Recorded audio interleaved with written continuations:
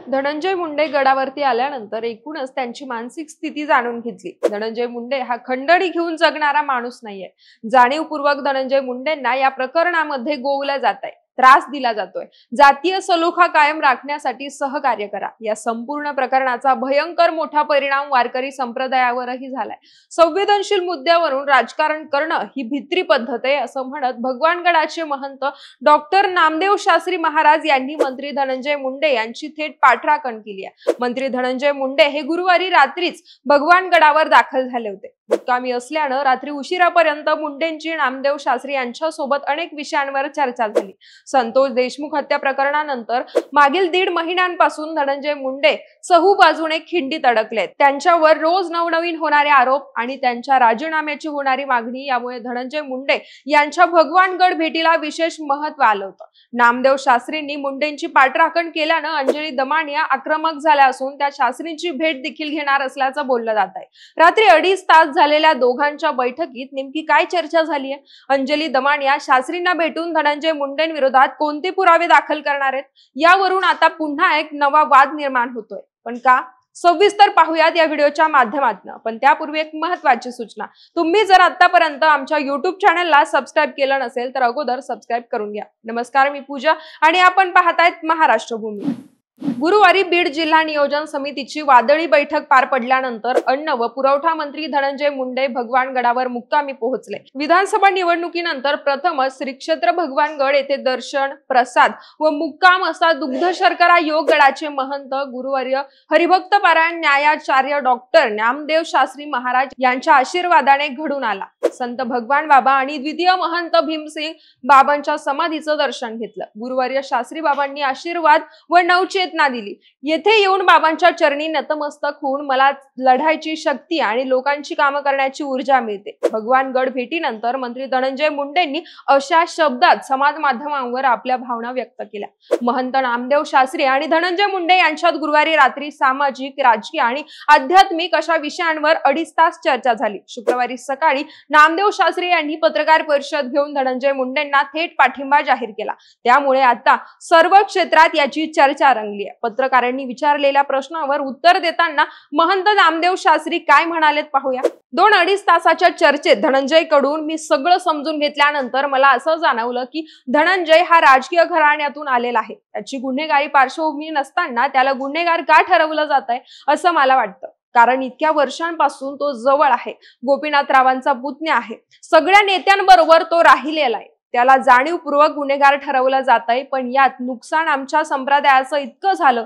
गेल्या 700 वर्षांपासून जातीयवाद नसावा या मताचे ज्ञानेश्वर महाराज आणि जातीयवाद नष्ट करत करत इथपर्यंत आलो। पण काही राजकीय स्वार्थी लोकांनी पुन्हा तो जातीयवाद उफाळून वर आणला।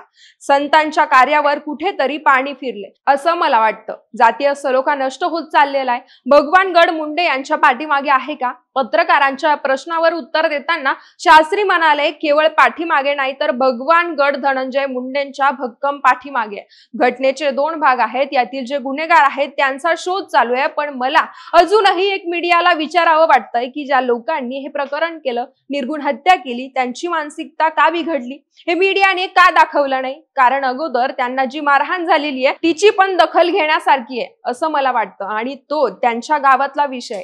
अशा संवेदनशील विषयाला राजकीय हवा देऊन सामाजिक सलोखा बिघडला।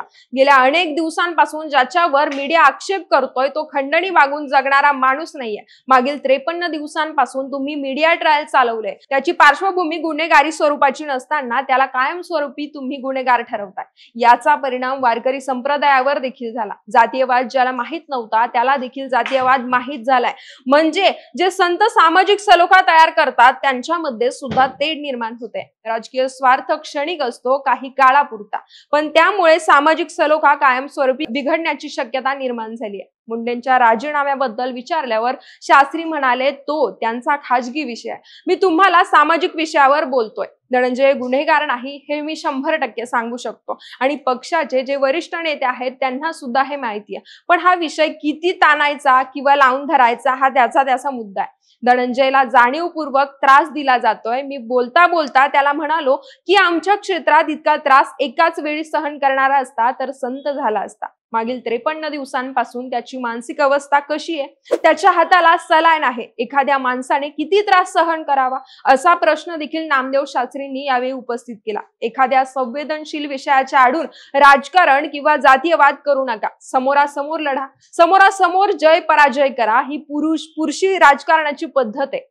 एखाद्या मुद्द्याआडून तुम्ही आघात करू नका. हे चांगलं नाही आणि त्याचा फार काळ फायदा होईल असं मला वाटत नाही, असं आवाहनही त्यांनी यावेळी केलं. त्यामुळे महंत नामदेव शास्त्री म्हणाले, गेल्या 30 दिवसांपासून मी समाजामध्ये फिरतोय, त्यांच्या सुद्धा भावना माझ्यापर्यंत आलेल्या आहे. याची प्रत्येक पक्षाच्या नेत्याने दखल घेतली पाहिजे. संत ज्याप्रमाणे जातीय सलोखा समाप्त करतात, त्याप्रमाणे मीडियाने सुद्धा सहकार्य करून जातीय सलोखा बिघडू नये याची काळजी घ्यावी, असं म्हणत जातीय सलोख्यावर नामदेव शास्त्री यांनी जास्त भर दिलाय. नामदेव शास्त्रींनी धनंजय मुंडेंना पाठिंबा दिल्यानं मुंडे विरोधी राजकीय कार्यकर्त्यांनी नामदेव शास्त्री यांच्यावर टीकेची झोड उठवली आहे. तर नामदेव शास्त्रींना धनंजय मुंडे यांची दुसरी बाजू माहिती नसावी. मी धनंजय मुंडे विरोधातील कागदपत्र महंत शास्त्री पर्यंत पोहोचवणार. भगवानगड हे आपल्या सर्वांसाठीच एक पवित्र स्थान आहे, पण एखाद्या राजकारण्याची पाठराखण केली जावी ते पाहून मला वाईट वाटलं, अशी प्रतिक्रिया अंजली दमाडिया यांनी दिली आहे. तर काहींच्या मते महंत नामदेव शास्त्री काय चुकीचं बोलले?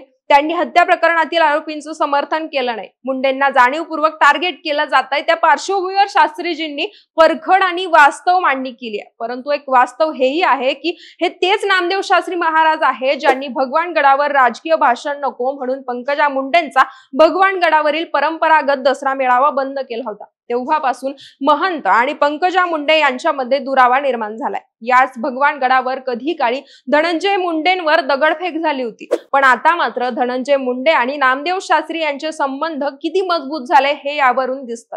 भगवानगडाचे महंत न्यायाचार्य डॉक्टर नामदेव शास्त्री महाराज यांनी घेतलेल्या या भूमिकेचे अनेक अर्थ काढले जात आहेत. शास्त्रींनी एका झटक्यात धनंजय मुंडेंच्या पाठीशी संपूर्ण वंजारी समाज उभा केल्याचंही बोललं जात आहे. मुंडेंची चौफेर कोंडी केल्यानं सत्ताधारी आणि विरोधी पक्ष यांच्यावर हे दबाव तंत्र आहे का? धनंजय मुंडेंकडून गडाचा राजकीय वापर होतोय का? यावर तुमच्या प्रतिक्रिया आम्हाला कमेंट्सच्या माध्यमातून नक्की कळवा.